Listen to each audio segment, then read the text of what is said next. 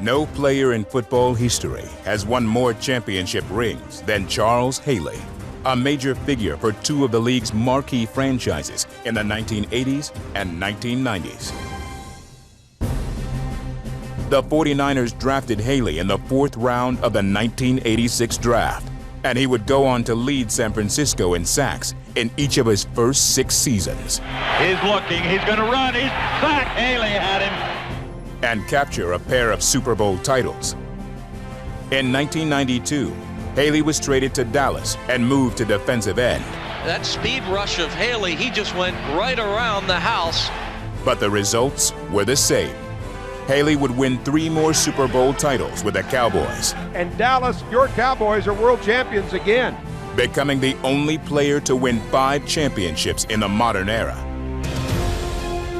A 2-time NFC Defensive Player of the Year, Haley was named to 5 Pro Bowls and 2 All-Pro teams, racking up nearly 500 career tackles and over 100 career sacks. Brown back to pass, sack, fumble, Charles Haley. Now Haley will take his 5 rings with him on his next career stop, Canton and the Hall of Fame.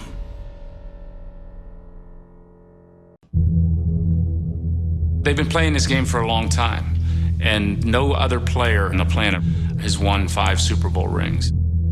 And not one of them was he just on the team. He had an impact on every team that won the Super Bowl. Dez Bryant actually has Charles with the 5 Super Bowl rings taped over his locker, as motivation to get one. And so for the guy to have 5 that's unbelievable. A hurricane on it.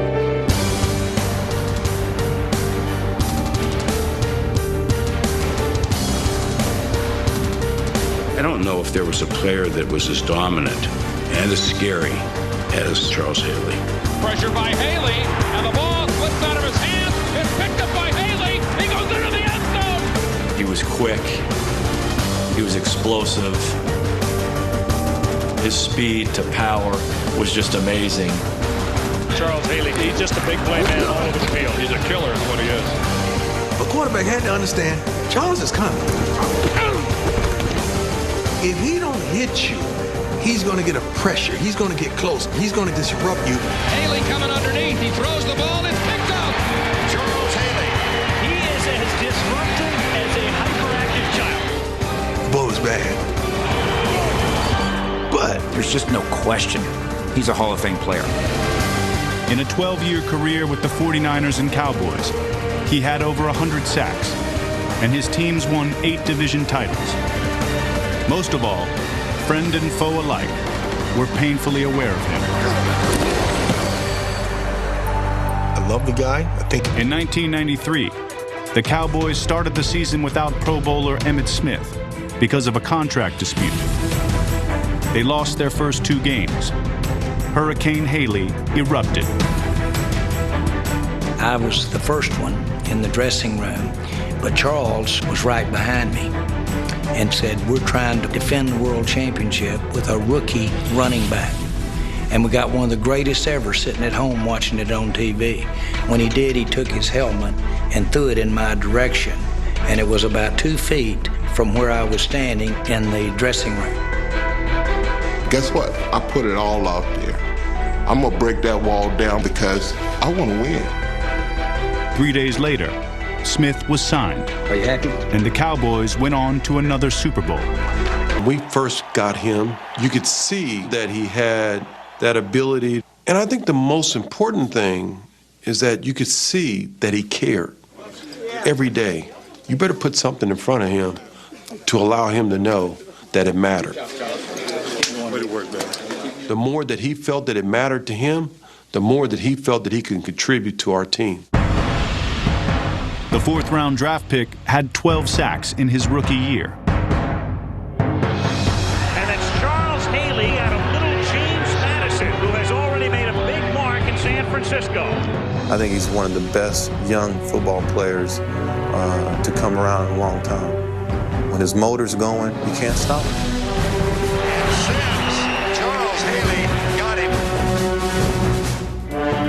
In the postseason, Haley shined. recording sacks in 5 of his first 6 playoff games. Esiason, he was in the grasp. Haley gets the sack. When you had to put the chips on the line, I can't think of a better competitor than Charles Haley. He's trying to get it to Humphrey. Haley, like a basketball player, just knocks it out of there. No, they can't block. In back-to-back Super Bowl victories, Haley in the defense sacked Boomer Esiason and John Elway 11 times and didn't allow a single touchdown pass. I don't think Elway ever saw Michael Walter because of Haley. It's a power display. They got an awful lot of weapons on offense, and they get an awful lot of credit, but their defense is outstanding. It was about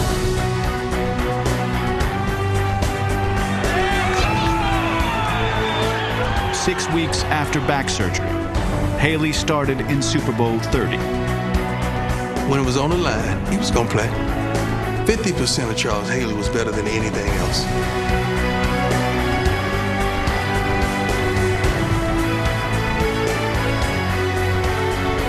Second and 10 from the 46. O'Donnell is sacked by Charles Haley. Welcome back, Charles. Back surgery in early December. Comes back for the Super Bowl game and gets a sack on O'Donnell. as I tell my kids, I don't want to go through life saying I played in the NFL 12 years and never accomplished anything. That team award, winning Super Bowl, it don't get better than that. Charles Haley, by the way, 5 Super Bowl rings. Haley becomes the first to have one all fingers and the thumb. Haley returned an invitation in the mail for the Hall of Fame. And he's sitting there, and he's got this big smile, and he's got 5 trophies in front of him. A kid from James Madison, a kid that you would say, there's no way, become a Hall of Famer. JR! What's up?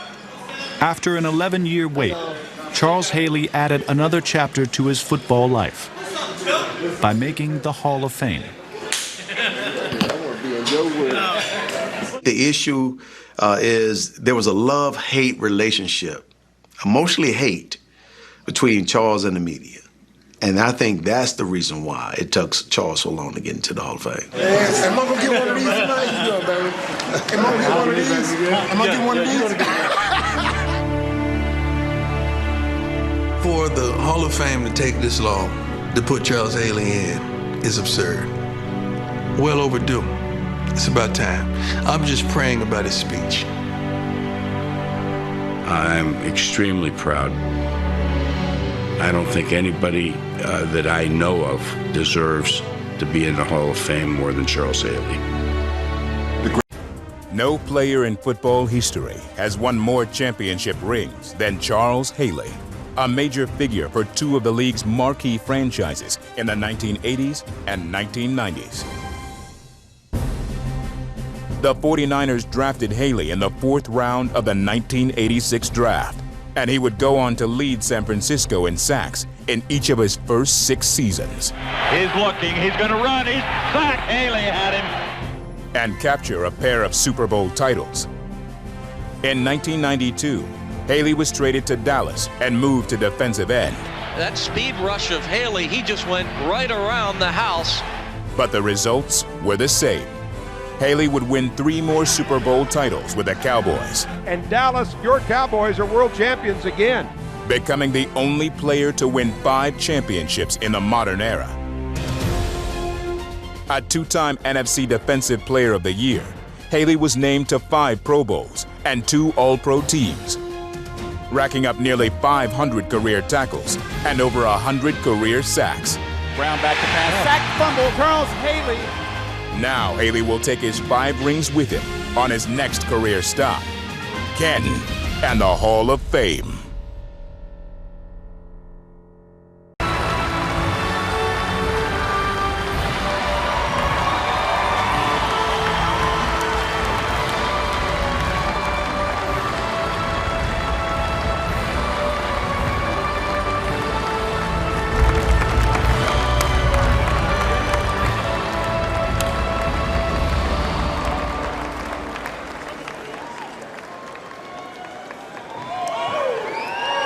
Thank you.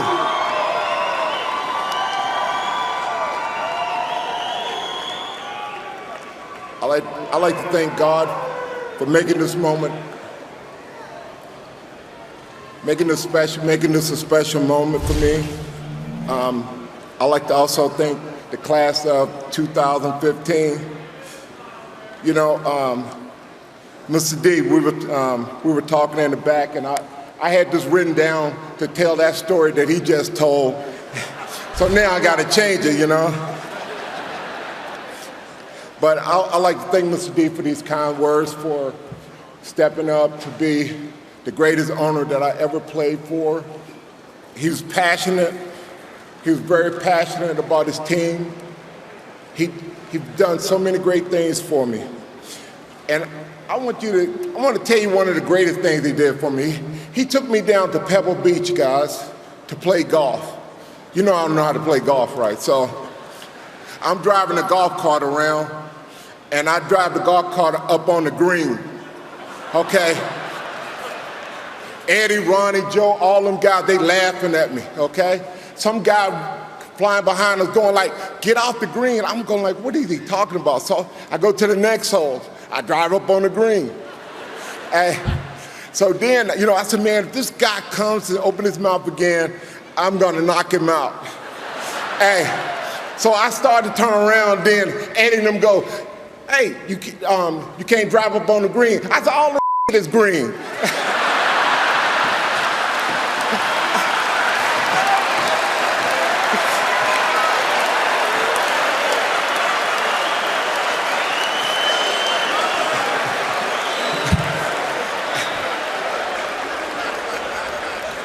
But,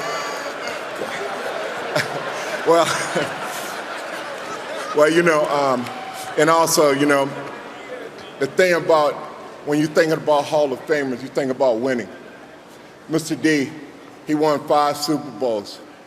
He presented 5 players. I've won 5. You know, if the standard is winning, why is he not here? You know? I pray that Mr. D becomes in the Hall of Fame sooner than later, guys. I like to thank my ex-wife, my 4 beautiful kids, Madison, CJ, Brianna, and Princess.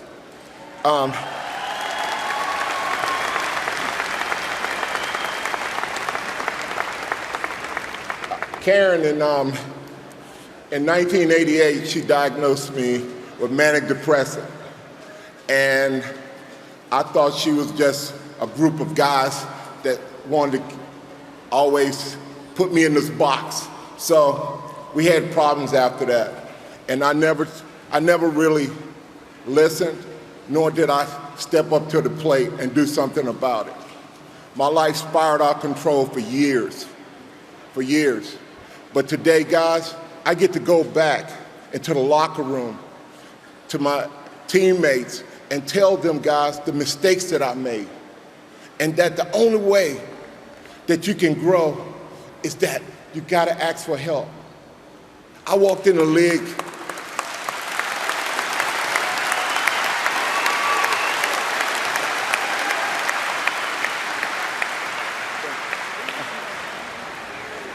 I walked in the league, a 22-year-old man with a 16-year-old inside of me screaming for help. And I would not ask for it. I would not ask for that help. But today, guys, I take my medicine every day. And I try to inspire others to do the same. And that's because I finally listen. And thank you.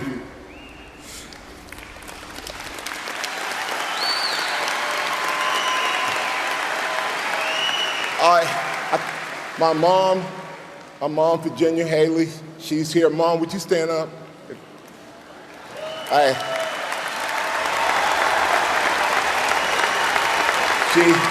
Guys, she's smiling over there, but she's mean, I'm telling you. I tell guys all the time, I said, the reason why I got quick feet, because she put that switch back on my leg, you know? My mom, she's my best friend, guys. She knows everything. She knows everything. She prayed me into heaven, guys. She taught me how to get on my knees, how to pray. And guys, I love her to death. My dad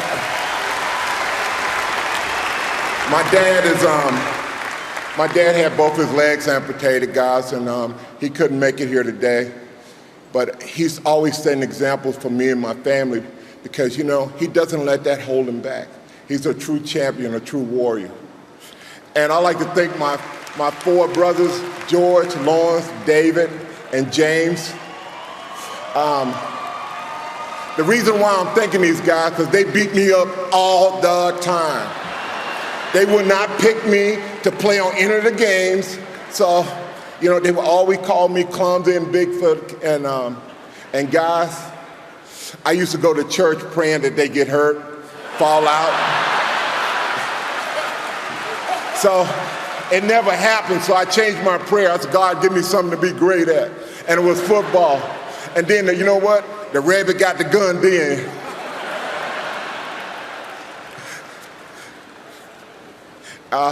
My second great owner, Jerry Jones, I know he had hip replacement. I don't know if he's here or not, but I seen his beautiful daughter, Charlotte, over there.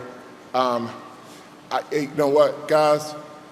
Jerry's done so many great things. My daughter, Brianna, she had leukemia, and Jerry opened up Cowboy Stadium to do the biggest bone marrow drive in the history to try to help me save my daughter's life. Jerry, when I got traded to the Cowboys, the first handshake I received with Jerry Jones, you know, I got off the plane, was 8 cameras looking, I couldn't see nothing, and there's a hand stick off. Hi, I'm Jerry Jones of the Dallas, owner of the Dallas Cowboys. Welcome to Dallas.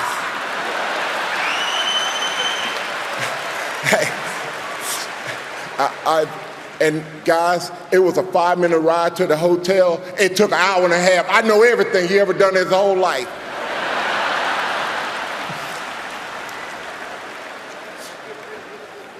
And, you know, part of the Cowboys, the equipment guys, I love you.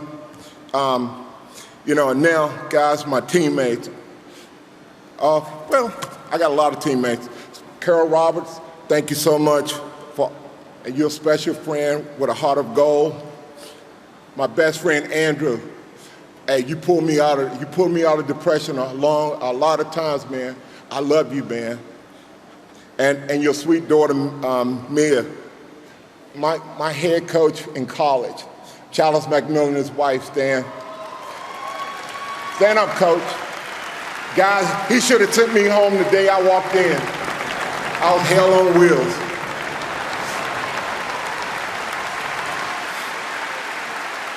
I'd like to also thank the Windorfs, brothers, your greatest friends, the Naharos.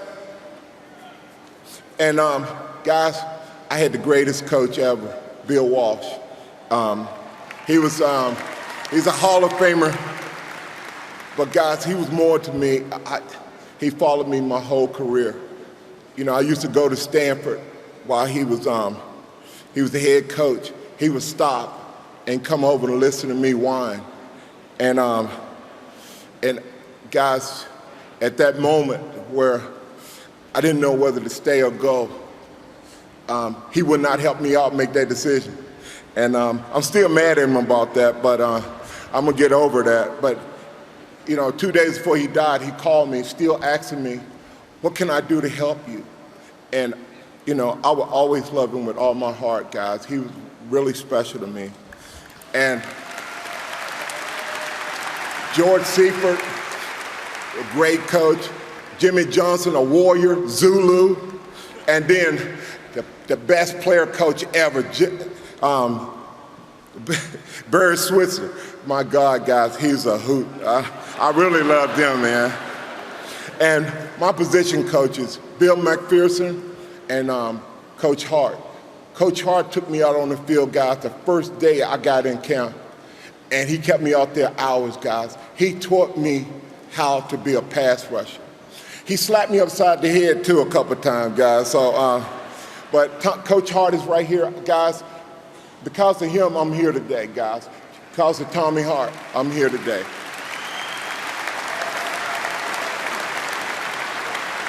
I like to thank some of my teammates. Tony Tolbert, Wright Tolbert, Leon Lett, Darren Woodson, Russell Maryland, Michael Troy, and Emmett, Ronnie, Joe, and Jerry, E. Wright, KT, and Guy McIntyre. Guys, I am truly blessed, guys. I've played with some of the greatest players ever in the history of football, and I've learned a lot. And the one thing that I learned from all these guys is unselfish play. Team matters. We need to go back to that. It's not about individuals, it's about team. That's the only way we can have success.